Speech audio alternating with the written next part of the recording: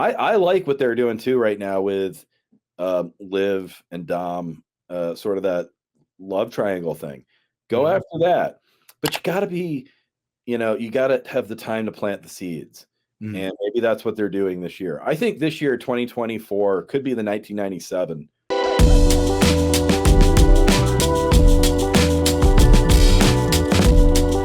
I want to sneak this one in. The last time you and I talked, it was right around the time that WWE had signed the biggest media deal in the history of professional wrestling, a multi-billion-dollar agreement to bring WWE Monday Night Raw, the longest and most successful franchise in televised pro wrestling, from traditional cable TV to streaming on Netflix. And there's a lot of change in sports, media, and everything. We're all talking about it. But obviously, you've worked on the other side of it. And you and I have had some private conversations about it. How different and unique can the presentation that WWE can do on Netflix? There'll be ads, there'll be different things with it. But from a creative perspective, it opens up a lot of opportunities to do stuff that maybe you couldn't do before on just traditional TV that you can do on streaming. I don't think they're going to call it the Attitude Era. I think the name they're using is the Renaissance Era. Yes, Cody has referenced that once or twice. But no, I think you're going to see edgier stuff, for sure. And I think I don't think it'll be. I really hope it's not. I don't think it'll be sexual in nature. That would be a little bit strange. In fact, I saw some blowback from Liv Morgan with Dominik the other night when she planted that big kiss on him out of nowhere. And I'll admit, for me, I was like, "Ooh, wow!" But then I read the comments, which I know you're not supposed to do. But they were like, "Hey, aren't they in the middle of an unwanted advance? Blah blah blah blah blah blah." And I was like, "Ooh, okay." So I think anything that's edgy in that sense, that's racy, you're not going to see a pimp. You're not going to see a porn star.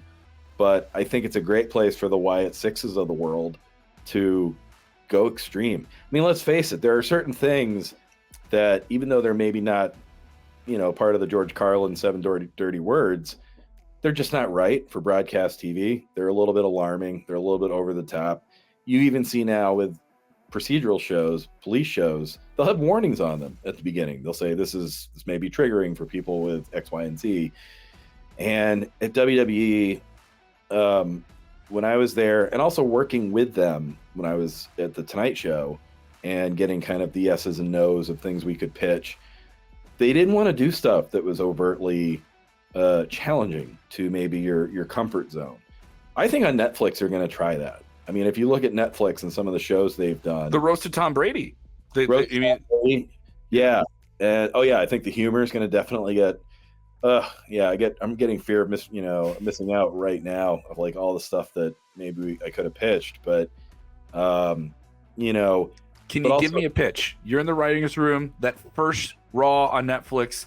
What's something you do that changes the tone for the audience that watches? All right, I'm getting Netflix because I know WWE Raw is going to be there. What's something you want to pitch that type of fan says, okay, this is different. This is unique, or this is elevating and experimenting in some way? Well, I'll go back to what I said before. I think that, if you have Alexa Bliss as a supernatural character, have her absolutely destroy somebody.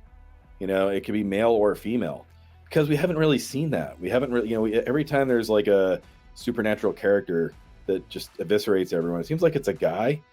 But what if it's kind of the just this possessed Alexa, someone like that can just really go at it. I like what they're doing too right now with Liv and Dom, sort of that love triangle thing. Go after that, but you got to be, you got to have the time to plant the seeds. And maybe that's what they're doing this year. I think this year, 2024, could be the 1997 of whatever is to come. Remember, in 1997 was when they sort of started planting the seeds. Big transitional year. Yeah. And Sable and everything. And with the Nation and Domination and all that stuff. And I think that's maybe what this year is, because you can only go so far on USA. And interesting to point out, did you know that some people didn't see that kiss the other night on, yes, there was a botch of some kind in terms of the broadcast that some people were talking about. Yeah. And was that Fox or USA? It was USA, right? I think that was USA. USA. Monday Night Raw. It was at the end of Raw on USA. Not enough people are talking about that. I wonder if USA did that because of time or because of content. but it could be, if that was because of either one, and maybe that's USA kind of sending a message. And if they're going to be difficult to work with, that's the one thing that could kind of thwart things. It's awkward because I know you got SmackDown coming to USA. Yes. But SmackDown's a different show. Yes. And I think Raw, if done the right way, could be a little bit edgier. And they've always tried, and they've been trying to do that. So, but it's an awkward transition. You're on, USA. It's an NBC Universal thing on Monday nights. Lame duck. You know that it's not going to be there, after January 1st. Is one or the other going to, start maybe pulling the rug out from other? Is USA going to start cracking down and saying, hey, we're going to be running the new Suits series or whatever here at 9:00. We don't want to scare away our audience. So that thing you've been doing? Yeah, you can't do that, Bloodline. You can't have The Rock beat someone to a pulp anymore because we got to think of our interests. You know what I'm saying? Like, it's like we don't want to turn into the Blood and Guts network when we're losing the show. Mm-hmm. And that's the one thing I wonder about is just like, when you're a lame duck with a cable network, can you trust the cable network? And that's, I think, an unanswered question, and we'll see. But either way, though, it's creative. Everything's been good. With all due respect to a good friend of mine, and I won't say her name because she's got some really good news in her life. So congratulations on your happy news. But we won't be having any more robotic spiders for Eric Rowan. Do you remember that when he weird? Yeah, I haven't seen any of that kind of stuff. We haven't had any 24/7 challenges that end weirdly at the Basketball Hall of Fame. That's me. I'll take that.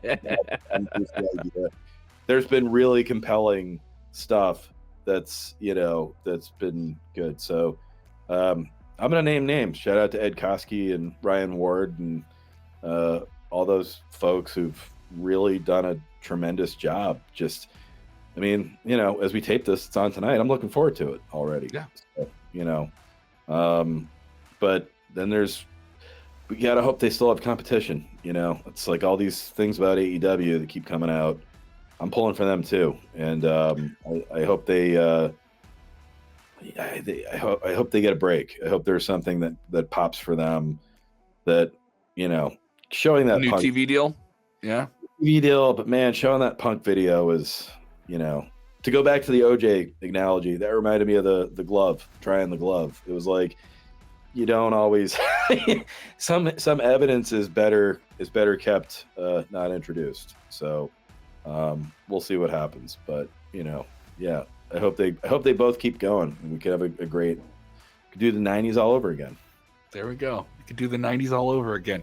The book is The Garden is Always Greener. I want to make sure I'm reading it. Always greener. It's apostrophe. It's apostrophe. The garden's always greener. Garden's always greener. Yeah. Another NBA timeline. It is available on Amazon. Getting the endorsement here from Jay Leno, Gary Gallman, a lot of great names getting behind this. So good on you, man.